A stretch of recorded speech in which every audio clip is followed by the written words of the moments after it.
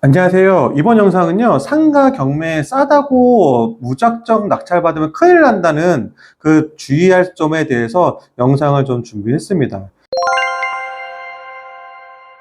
대부분 사람들이 상가 경매에 대해서 좀 잘못 생각하고 있는 부분이 굉장히 많거든요. 그 가장 첫 번째, 가장 큰 게 뭐냐면, 시세보다 너무 싸다고 생각하기 때문에 무조건 낙찰을 받는 거예요. 그러니까 대부분 감정가에 의존해가지고 감정가가 10억인데, 이거를 내가 5억에 낙찰받으면 반값에 샀다고 착각을 하는 거예요. 그래서 제가 주변 사례도 이런 것도 많이 봤지만, 그리고 또 제가 상담을 온 케이스 중에서도 이런 공실 문제라든지 낙찰 잘못 받아가지고 권리 분석에 대한 문제가 또 있는 경우도 많았었거든요. 그래서 이 영상을 제가 준비했으니까요. 꼭 이 영상은 그 상가 경매 관련돼서만 꼭 연관되는 건 아니고 그냥 일반적으로 상가를 매수하려는 사람들에게도 큰 도움이 될 테니까 영상을 끝까지 봐야죠. 이 영상을 보시고 나면 내가 최소한 상가 경매 받아가지고 이 물건이 잘못되거나 내가 실패하는 경우는 거의 없을 거라고 제가 생각을 합니다. 그래서 제 본론으로 들어가면 무조건 사람들이 생각하는 게 가장 큰 원인은 뭐냐면 경매로 낙찰받을 때 이건 뭐 상가도 마찬가지지만 뭐 다른 물건지도 마찬가지예요. 대다수의 사람들이 경매로 낙찰받으면 내가 싸게 샀으니까 무슨 돈을 번 것처럼 생각하는데 전혀 그렇지가 않다라는 거죠. 부동산은 중요한 게 뭐냐면 가치가 올라가는 것도 있지만 가치가 떨어지는 경우도 많거든요. 그러면 내가 낙찰을 받는 시점에서 가치가 떨어지는 상품을 낙찰을 받으면 지금보다 내 가격이 낙찰받은 것보다 훨씬 떨어질 수 있다는 거죠. 그렇기 때문에 단순하게 내가 감정가에 의존해가지고 경매를 접근하고 내가 수지 분석이라는 수익률 분석을 잘못해가지고 경매 낙찰을 받으면 그냥 일반적으로 사는 케이스보다 오히려 더 큰 리스크를 안고 사는 경우가 굉장히 많아요. 그래서 제가 이번 영상은요, 상가에 국한돼가지고 말씀을 드릴 건데, 상가로 경매를 받으시는 분들 중에서 꼭 이런 경우에 해당된다고 그러면은 꼭 체크를 해가지고 주의하시기 바랍니다. 자, 첫 번째 문은, 제가 뭐 초반에도 말씀드렸지만, 싸게 낙찰받았다고 생각하는 거에 대해서 이제 오류가 발생이 되는 거예요. 그래서 내가 실제적으로 보통 사람은 상가, 그러니까 수익형 부동산, 상업용 부동산에 대해서 이해도가 없는 분들이 그냥 이걸 아파트 사듯이, 그러니까 주거용 부동산 사듯이 이걸 착각을 한단 말이에요. 그러니까 주거용 부동산 같은 경우에는 뭐 쉽게 임대차가 그렇게 어렵지가 않습니다. 그러니까 예를 들면 내가 10억 전세가 있단 말이에요. 10억 전세가 안 나가면 이걸 9억이든 8억이든 떨어뜨리면 임대차가 들어와요. 이만큼 임대차의 개념이 수익형 부동산과 다르단 말이에요. 수익형 부동산 같은 경우에는 그 입지라든지 상권 자체가 없거나 이게 문제가 있는 자리라고 생각을 한다 그러면 아무리 가격을 다운시켜도 임차인에 들어가지 않아요. 그렇기 때문에 이게 단순하게 싸고 비싸고의 문제가 아니고 체크해 볼 게 많아요. 근데 경매에 대다수의 사람들이 경매를 하는 이유가 뭡니까? 내가 그 기존에 있는 가격보다 싸게 살려고 하는 거잖아요.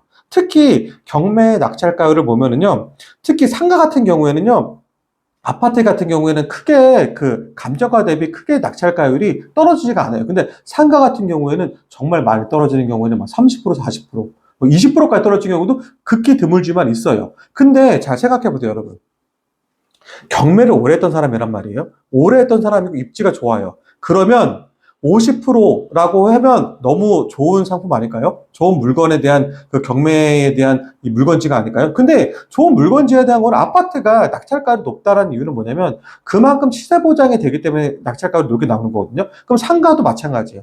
상가도 고수들은요, 10억짜리 상가가 감정가 나왔단 말이에요. 그러면 단 1억만 싸게 사도 굉장히 좋은 상가란 말이에요. 근데 이게 낙찰가율 50%, 40%까지 떨어진다고 한다 그러면 문제가 있는 소지가 있는지에 대한 부분을 꼭 체크해야 된단 말이에요. 물론 진입장벽이 일반 아파트, 뭐 주거용 빌라 같은 경우보다는 진입장벽이 다소 높기 때문에 낙찰가율이 낮은 건 사실이에요. 하지만 단순하게 내가 10억짜리 감정인데 50% 싸게 사도 5억 샀다는 게 5억 싸게 산 게 아니란 말이에요. 그래서 내가 만약에 그런 거를 주의하려면 임차가 다시 재임차 가능한지 봐야 돼요. 자, 제가 예를 들어 볼게요. 5억, 10억 상가를 5억에 낙찰을 받았단 말이에요. 5억에 낙찰 받았으면 10억에 맞는, 원래 10억에 맞는 그 임대차비가 형성될 수 있잖아요. 그러니까 그 주변 시세가 만약에 4%란 말이에요. 10억에 4%면 연으로 따지면 4천만 원인 거잖아요. 그러면 이게 월로 따지면 300만 원대 정도의 그 월세가 나와야 되는 거잖아요. 예를 들면은요. 근데 이게 만약에 5억에 떨어졌어요. 5억에 샀어요. 그러면 내가 5억으로 샀었으면 내가 이걸 다시 10억에 대한 가격으로 재판매가 돼야, 이걸 매각이 돼야 내가 5억의 시세 차익을 내가 남길 수가 있는 거죠. 그러면 내가 단순하게 4%에 대한 임대 수익률이 10억에서 나와야 되는 상권이어야지, 내가 만약에 실제로 5억이면은 8%가 되는 거잖아요. 이게 임대 수익 8%를 받을 수 있어야 되는 거잖아요. 내가 5억에 받았다고 해가지고 5억에 맞는 임대차를 받는다고 그러면 그거는 실제로 싸게 산 게 아니란 말이에요. 그래서 내가 만약에 이걸 싸게 사더라도 그 내가 원래 목표할 수 있는 매각의 가격에 대해서 임대차를 맞출 수 있는지에 대한 부분을 꼭 체크를 해야 된단 말이에요. 그게 만약에 안 된다고 그러면 싸게 받는, 이 낙찰을 받는다고 해가지고 그게 좋은 게 아니란 말이에요. 두 번째 뭐냐면, 연결되는 거지만 공실의 위험이 있는지 꼭 봐야 된단 말이에요. 이거는 단순하게 생각했을 때 주변 공실률도 봐야 되겠죠. 왜냐하면 이 공실률을 보는 것도 중요하지만 공실의 원인을 찾는 것도 굉장히 중요하거든요. 그래서 공실의 원인은 뭐냐면, 임대차비가 너무 급상승해가지고 상권이 좋아지는 것 때문에 반대로 이거에 젠트리피케이션 생겨가지고 공실이 생기는 경우도 있지만, 상권이 쇠퇴해가지고 공실률이 생기는 경우도 있단 말이에요. 그러니까 여러분 이걸 잘 따져보셔야 되는 거죠. 주변의 공실률을 보고 임대차비가 올라가고 있었던 건지, 아니면 내려가고 있었던 건지, 아니면 점점점 임대차비가 떨어져가지고 미래 가치가 없는지, 이걸 잘 봐야 된다는 거죠. 그럼 이거와 연결되는 게 또 뭐가 있어요? 주변의 상권이 살아나고 있는 건지, 정체되고 있는 건지, 아니면 하락하고 있는 건지를 파악해야 된다는 거죠. 내가 실사를 충분히 나가봐야 돼요. 그래서 실제로 나가봤을 때 이 상권이 낮 상권인지 밤 상권인지도 봐야 되는 거지만, 낮 상권일 때 가가지고 식당들이 잘 되는지 보는 거고, 사람들이 유동인구가 많은 건지도 봐야 되는 거고요. 그리고 밤 상권이면 밤에 술 먹으는 술자리가 많은지, 회식 자리도 많은지, 그리고 사람들이 많이 저녁 때 모이는지, 이런 거 다 체크해야 된단 말이죠. 왜냐하면 가장 중요한 거는, 아까도 제가 말씀드렸지만 이 낙찰을 받았을 때, 높은 가격으로 낙찰을 받았을 때 그 임대차비가 형성되어야 되는 거잖아요. 그러면 임차인들이 장사가 잘 돼야 되는 게 기본이에요.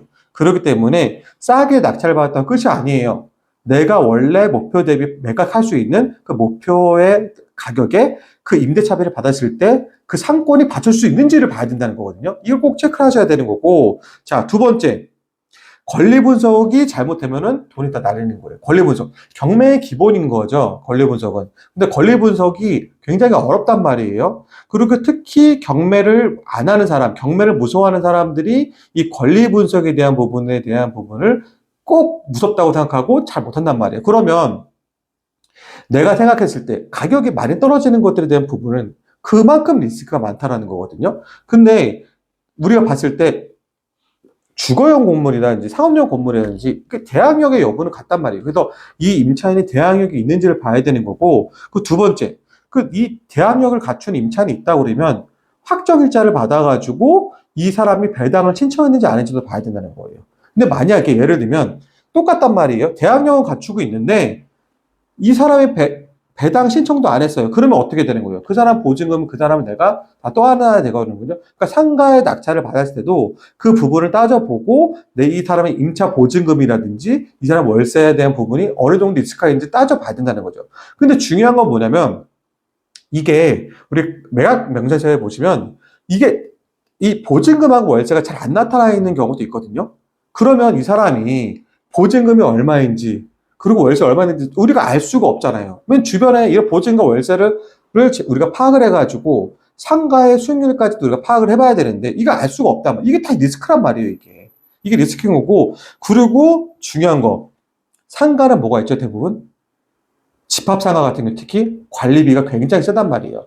관리비가 이게 뭐 여러 가지 해석이 다를 수도 있지만, 관리비를 낙찰 받은 사람이 또 하는 경우도 많단 말이에요, 이걸 일단 따져보셔야 되는 거고, 법적인 해석도 잘 따져봐야 돼요. 그리고 집합상가 같은 경우에는 또 관리실이 꼭 있단 말이에요. 그 관리사무소 가셔가지고, 그 체납된 관리비가 얼마 있는지에 대한 부분을 꼭 체크를 해봐야 돼요.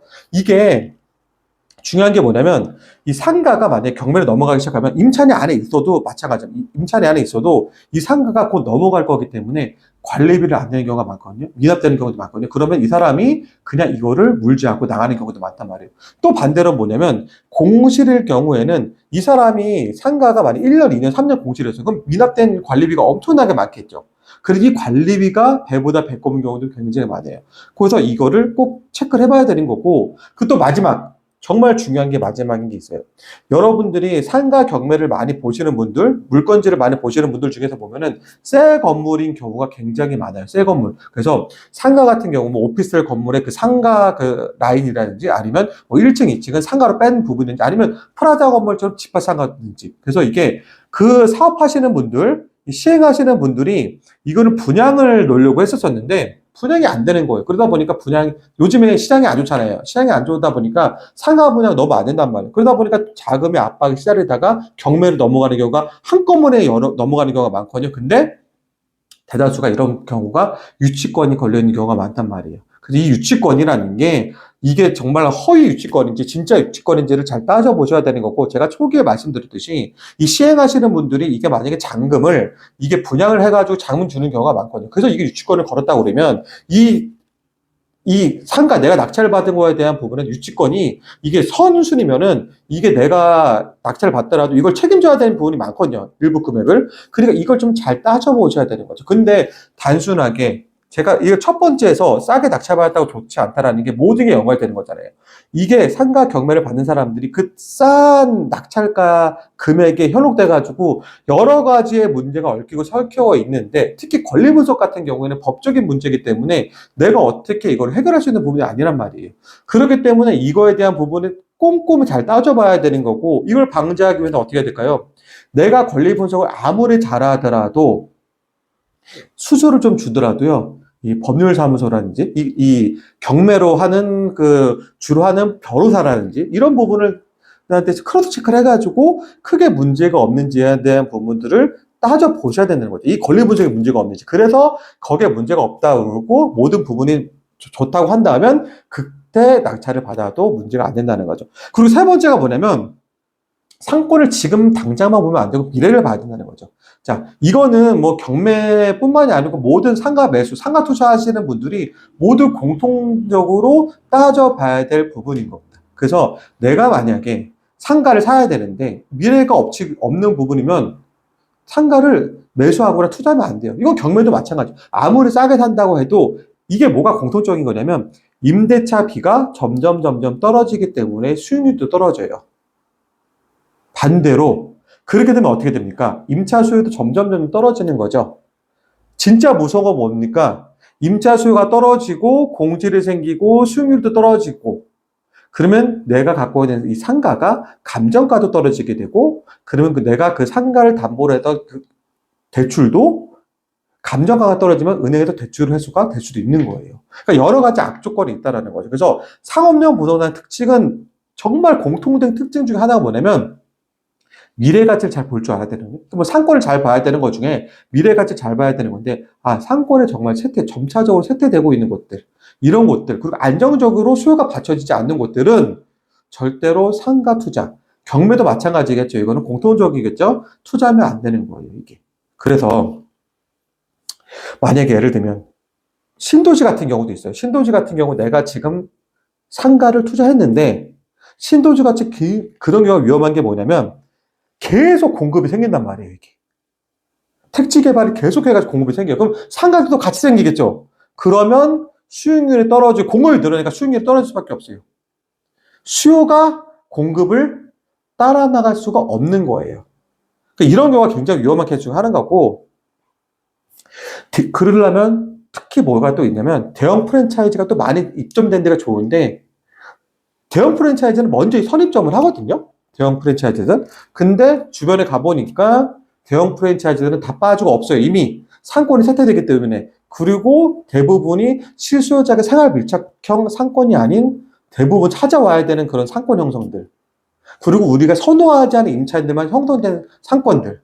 그런 1차 상권들, 1차 산업 상권들, 이런 것만 되어 있는 곳도 있거든요. 그러려면, 여기 상권이 쇠퇴하고 있고 미래가치 없고, 이렇게 파악을 하셔야 되는 거예요. 그러니까 이런 공통적인 것들을 다 파악해 봤을 때, 내가 이거는 상가를 투자하면은 안 좋구나. 이거는 경비도 마찬가지라는 거죠. 이 경매도. 그래서 대부분 사람들이 상가를 살 때, 그리고 낙찰을 받을 때 단순하게 싸게 사면 된다? 아닙니다. 절대 아닙니다. 특히 경매에서는 싸게 산다고 좋은 게 아닙니다. 그래서 이런 세 가지 정도를 따져봐야 되는 거고, 다음 시간에 제가 나머지 이걸 1부, 2부로 나눴거든요. 2부 시간에는 그 다음에 또 상가 경매에서 주의할 점을 또 다시 4가지 정도를 제가 알려드릴 겁니다. 그래서 2부에 다시 알려드리도록 하겠습니다.